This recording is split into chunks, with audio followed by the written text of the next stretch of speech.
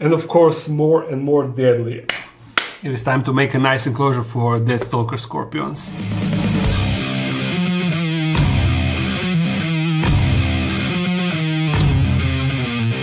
As you all know, in this enclosure there should be 11 Deathstalker scorpions, and just that fact makes this enclosure the deadliest enclosure in the Dark Den. And some of the guys are already outside, so you can have a good look at them. This is second one, and down there is third, and now the first one left. And it is now hiding under the korvac. And you can see it is kinda wet in here because recently I missed the enclosure. So what I want to do, I want to make a really nice desert setup, and for it I'm going to use this enclosure. This is the one that opens on top, and I intentionally want to use this one because since the enclosure doesn't have a door on front, there is no way for me to forget to close off the enclosure or something like that. It makes it basically a foolproof because scorpions, they cannot climb glass. So risk of them escaping is 0. As substrate, I'm planning to use excavated clay. You know, this is the substrate that you mix with sand and water. I mean, you don't need to mix it with sand, but I will mix it with sand. And then after it hardens, it becomes really hard, and that thing allows me to shape it as I want. And I can also make up starter burrows and stuff. The giant desert scorpion enclosure is made like that. And let me just bring it so you can see this one. So this is how it looks. You see, this is now almost like a rock, but Scorpion can still dig it. You see, all of this is made by Scorpion. He dug a hole here, also he increased the size of this hole, so I'm pretty sure also the Deathstalkers will be able to dig inside of that substrate. I want to make it cool because I am going to use, if you remember, this is a skull and a real raccoon skull that I received from one subscriber, and it is just waiting for a perfect opportunity to put it inside of some enclosure. And is there a better enclosure than to put it in a deadly enclosure with Deathstalkers? I don't think so. So I'm going to put that inside, also some rocks and stuff, and that will make it look really, really nice. But in between the work we are going to do a time jump because the substrate needs to dry in order to harden and stuff. And now I'm going to show you the Hysterocrates gigas babies. There was a roach down there, and you see each baby got its own piece of cockroach, which is awesome. You see this one got a leg. This tiny little guy pulled off an entire leg of huge cockroach. And also these guys are munching on roach pieces. You see? This is a hungry one. It is incredible how they managed to just pull the entire roach apart. I put 3 roaches inside, 3 lateralis roaches, adults, and they just devoured it. So this was also a quick update on Hysterocrates gigas babies. They are doing incredibly well. Now let's mix the substrate. I'm going to put the clay inside of this bucket. Uh-oh, I guess this should be enough. And now some sand.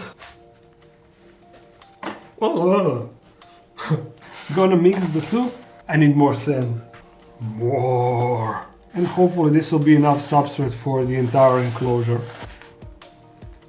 Ooh, some spider came out of the sand. Look at him. It is some sort of mature male from what I can see. You see that he got large bulbs. Oh, you guy, where are you going? I need to let you out. There, he is out on the safe. I mean, he is safe. As you see, the substrate is mixed. Now we need to add the water, and then we can pour it in the enclosure. Or maybe I should just pour it in the enclosure and mix it with water inside. I think that would be much cleaner than getting it later inside. Just dumpy. Oh, I need a mask. Begone, dust. Now, where's my... Oh, here is my water. Water. I don't really know how much water I need, so I will guess. I'm gonna mix it.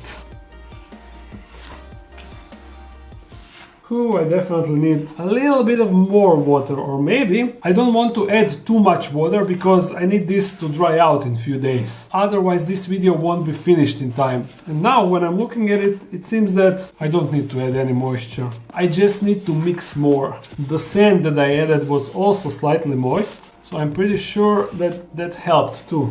Yep, you see now this is actually usable. And I can bring the stones and skull. I need more stones, just a second. And also a nice piece of wood, check it out. So now I need to figure out how I want to place it. I want the skull to be somehow in the middle and also jaw to be open.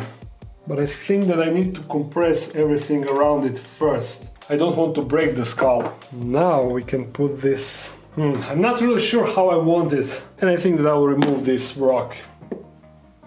Ooh, yeah. I think I'm getting close. Yeah, I really like the look of it. Now some dry twigs and we will let it to dry out. I think that we have a winner here. In the end I decided to add that smaller piece of rock, but I added it in the background and now it looks sweet. I'm really enjoying this look, right?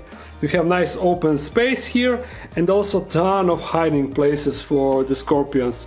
So now we need to let it dry. Hello, consider this a time jump even though I messed it up in the previous recording because when I was finished, I didn't stop the recording on this camera and I actually pulled off the memory card without stopping the recording, and that automatically made a video file be corrupted and unusable. So yeah, that's it. But thankfully no major loss, and I think that you are well aware of what is going on here. And also today is Saturday. So therefore Cappuccino's video was yesterday released and I read all the nice comments that all of you wrote, and thank you so much for all the compassion and everything. And I was well aware that a lot of you made a special connection or bond with Cappuccino even though he is so far away and you actually never seen him in person, but it is understandable that a lot of you are also super sad. But thank you for all the kind words. Now let's do this. Let me show you how Substrate hardened and we will be able to rehouse the Deathstalkers. And also 11 of them should be inside, and I'm really curious if there is still 11 of them inside. I have seen some comments how they will eat each other during molt or something like that, but so far I think that majority is inside, but I'm not sure if all 11 are still inside. And in regards with the enclosure, check it out. You see, almost completely solid, but because of the sand that we added, you can still like dig it up and make holes like this, you see? That was the reason why we added sand. Now let's get them outside and in the enclosure. We will first need to remove this cork bark and also this rock, because that is the only way to get them all outside. But I need to make sure that there is no babies on the actual cork bark. That is really important. And it actually looks clear. Yeah, but just to be sure, a closer look, a closer inspection. Yeah, it seems fine. And now check, majority of Deathstalkers are under here. 1, 2, 3, 4, 5, 6, 7, 8, 9, and hopefully 2 more under the rock. Let's find out.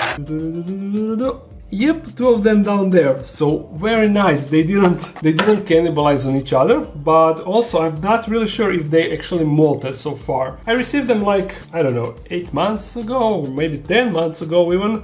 I'm not really sure, I should check the video, but it looks like they are still the same size, although they are much fatter than they used to be. Check it out, all of them are well fed. It definitely looks like that. Now I will put the camera down and coax them into a cup. And it seems that this can actually stand on its own. You see, although it looks a bit tricky. So now let's get this first scorpion in. Off you go. There we go. Yeah, they're definitely fatter than they used to be. Now I need to move the camera and I will actually put it on top of the skull. Now, isn't this interesting? Next one. Oh, no. He tried to avoid the cup. No. He's going on top of this rock. Oh, he just rolled outside. Next one. Oh no, he changed direction. How dare you? In the cup. And look, this one is already exploring the enclosure and he went under the rock. While this one is going here. Toop. Where are you? Let's do this a bit quicker and actually just scoop them out. You will go here on this nice piece of wood, looking really nice, and see you later. You see what I like? There is a lot of cracks and holes in this enclosure, so they can squeeze everywhere. Grabbing next one and you'll go just here in the middle. So this one will be number 6, also in the middle. Yep. And we can just see where it will run, and yeah, it is moving away. awesome stuff. So, yeah, I'm kinda increasing the pace. So, and last one. There. Now this will be an awesome sight, especially when they are all lurking outside like this, you see?